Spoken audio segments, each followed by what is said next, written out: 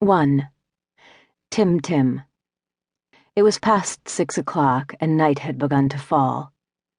A group of men moved aside as the Land Rover came down the track. The whip aerial swayed against the red sky. The yellow beams were like two eyes.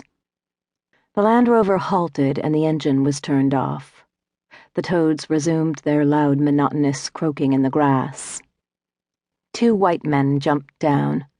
They wore kepis, neat khaki uniforms, and black shoes. They walked toward the group of waiting men.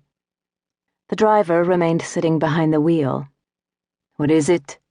one of the gendarmes asked, turning to an old man. The old man was holding a bicycle. He had one hand on the cracked leather saddle, and with the other he pointed to the middle of the pond.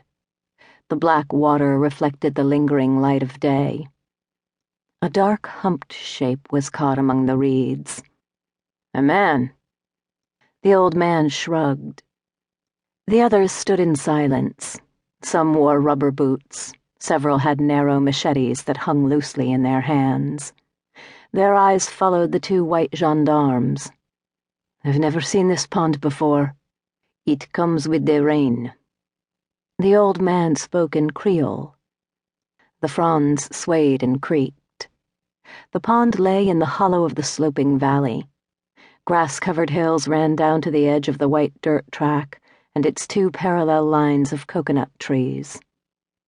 To the east, against the darkening hilltop, rose the gaunt silhouette of the derelict sugar refinery. A couple of hangars and a tall, crumbling chimney that pointed to the sky and the rising half-moon. The gendarme turned to his companion. "You'd better pull whatever it is out of the water. The water is infected. There's bilharzia."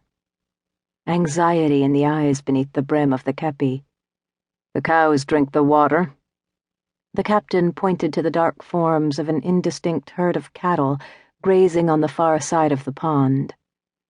As if in acquiescence, a cow emitted a single mournful low. Elsewhere in the valley, another cow gave an answering call. The third gendarme slipped from behind the driver's seat and began to undress. "I'll go."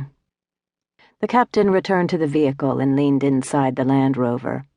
He then clambered onto the rigid bonnet. A searchlight on the roof came alight, and he aimed the beam toward the dark water. A mist had started to form. Dancing wisps along the surface.